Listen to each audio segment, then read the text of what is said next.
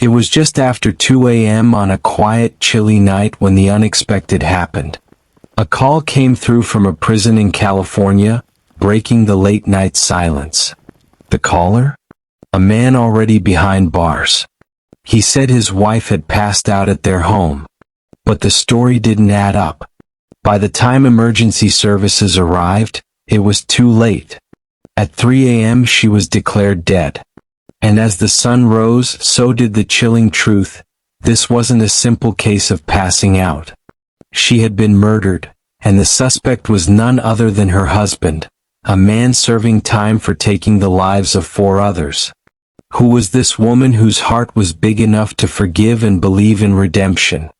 And how did she end up losing her life to the very person she had given a second chance? Stay tuned as we unravel a tale of trust, betrayal, and the deadly cost of believing in second chances. Stephanie Brinson, affectionately known as Stevie by those close to her, was a beacon of kindness in Oakland, California. A devoted mother and doting grandmother, Stevie's days were packed from sunrise to sunset. Not only did she craft beautiful hairstyles as a local hairstylist, but her real passion lay in lifting the spirits of everyone around her. Stevie's heart was as big as her smile. She had a knack for making everyone laugh, brightening even the gloomiest days with her infectious humor and boundless energy. But it wasn't just her words that brought joy, it was her actions. Stevie was the first to lend a helping hand where it was needed most. She didn't just care for her clients' hair, she cared for their lives. Her generosity knew no bounds. When a nearby family lost everything in a fire, Stevie was there, donating furniture to help them rebuild. During the holidays, she organized gift drives for single mothers, ensuring that no child in her community felt forgotten. And for the elderly who struggled with mobility, Stevie found wheelchairs to help them regain a bit of independence. But behind her vibrant presence, Stevie carried a quiet sorrow. Despite the personal hardships she faced, including a challenging relationship that weighed heavily on her heart, she never let her own pain dim the light she shone on others. Her faith in God and in the goodness of people remained unshakable. Stevie believed in second chances, in redemption, and in the power of forgiveness. It was this belief that led her to one of the most controversial decisions of her life, marrying a man whose past was marked by darkness. A decision that would later unfold into a tragic mystery that no one saw coming. Stay tuned as we delve deeper into Stevie's life and uncover the events leading up to that fateful night. What drove her to embrace someone so troubled? And at what cost? David Brinson's life story was a stark contrast to Stephanie's. Back in 1990, David's name became synonymous with a chilling crime that rocked Los Angeles. At just 19 years old, he was involved in a brutal robbery that ended in the cold-blooded killing of 4 men. Each victim was shot, execution style, a grim testament to the merciless nature of the act. The crime scene left even seasoned investigators shaken. The court's response was swift and severe. David was handed 4 life sentences, a clear message that society deemed him beyond redemption. There was to be no parole, no glimpse of freedom outside the grim walls of Mule Creek State Prison. Here, behind towering prison gates and entangled in razor wire, David's world was reduced to the stark confines of a lonely prison cell, a stark reminder of the lives he had taken. As the years wore on, David's existence within the prison walls became defined by routine and remorse. Letters to the outside world hinted at a man grappling with the weight of his past sins, seeking some form of atonement. It was during this time of deep reflection and growing despair that Stephanie entered his life. Their correspondence began innocently enough, with letters exchanged through a prison pen pal program. A program Stephanie had joined, driven by her unshakable belief in the healing power of forgiveness and the possibility of personal redemption. But how did a woman so full of life and love come to entwine her fate with a man shackled by his dark past? Stay tuned as we explore the unlikely connection between Stephanie and David, a bond formed across the barriers of prison bars that would ultimately lead to unexpected and tragic consequences. In an unlikely meeting of souls, Stephanie Brinson found a connection with David Brinson, a man whose past was as dark as the shadows of the prison where he was confined. Stephanie, with a heart as wide as the horizon, believed firmly in the power of forgiveness and the potential for redemption. It was through a program for writing letters to inmates that she first reached out to David, drawn by a compassion that sought to heal even those most broken by their choices. Their correspondence blossomed over shared discussions of faith, pain, and the hope of healing. David found solace in Stephanie's words, a soothing balm to the harshness of his life sentences. Stephanie, for her part, saw in David a soul not beyond saving, but desperately in need of the forgiveness she was so willing to give. Their bond deepened through their faith, with passages from the Bible providing a foundation for their growing connection. Despite the concerns of her family, who watched with increasing worry, Stephanie's belief in her path never wavered. She married David within the cold and austere walls of Mule Creek State Prison, a decision that many saw as incomprehensible.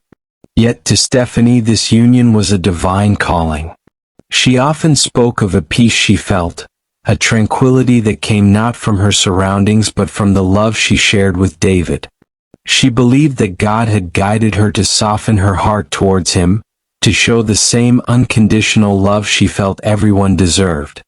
This marriage, born in the confines of a prison and surrounded by skepticism, was a bold testament to Stephanie's unwavering faith in second chances.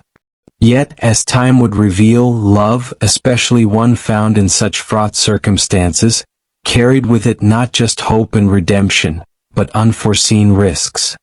As we move forward in their story, the layers of their relationship unfold, revealing complexities and challenges that test the very bounds of Stephanie's faith and David's resolve.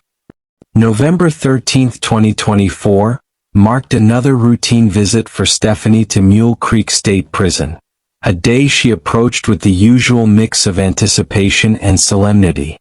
These visits, allowed in a modestly furnished apartment within the prison, provided a semblance of normalcy in the otherwise stark reality of her husband's incarceration. They were scheduled to spend 30 hours together, a brief escape from the constraints of their circumstances. The night progressed as any other until the unthinkable happened. At 2 a.m., the silence of the night was shattered by a frantic call from David to the prison guards. He claimed Stephanie had suddenly passed out. Despite immediate medical intervention, Stephanie was pronounced dead within the hour, her passing as mysterious as it was sudden. The initial shock and confusion gave way to a grueling wait for answers. When the autopsy report finally came back, the harsh truth came to light. Stephanie hadn't merely passed out, she had been strangled. The revelation sent ripples of horror through her family and community, who had never fully reconciled with her decision to marry David. This tragic turn of events brought forward a barrage of questions. How could a visit, monitored and confined within the secure walls of a prison, turn fatal? What happened in those final hours that led to such a violent end for a woman who had dedicated her life to love and forgiveness? As investigators delved deeper into the circumstances surrounding her death, the complexities of Stephanie and David's relationship began to unfold, revealing layers of tension and unresolved issues that had simmered beneath the surface of their outwardly peaceful union. The community, her family, and even those who had never met Stephanie awaited answers, struggling to make sense of a love story that ended in tragedy. The aftermath of Stephanie's tragic death left her family grappling with unbearable grief and a torrent of unanswered questions. Her son, Armand, was consumed by a mixture of sorrow and confusion. How could a man with a history as violent as David's have been allowed such privacy with anyone, let alone the woman who saw past his crimes? Why wasn't there more supervision? These visits were meant to be safe, controlled environments, yet somehow the system had failed Stephanie. Armin's voice broke as he spoke publicly, questioning the logic behind the policies that allowed such visits without stricter oversight.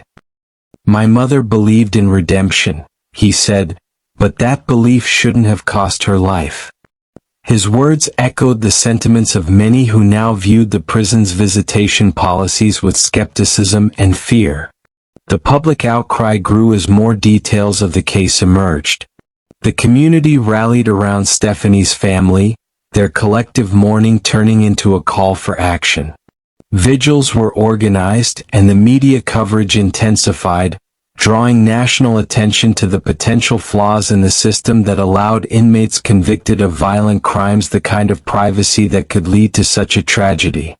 As the investigation continued, the California Department of Corrections faced mounting pressure to re-evaluate their policies and ensure that a balance was maintained between rehabilitation opportunities and the safety of all involved.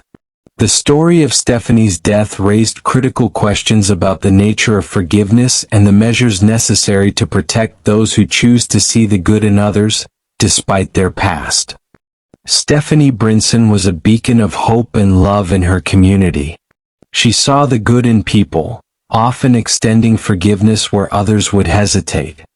Her life was a testament to her belief in redemption and the transformative power of love. But tragically, her kindness was exploited, her trust shattered.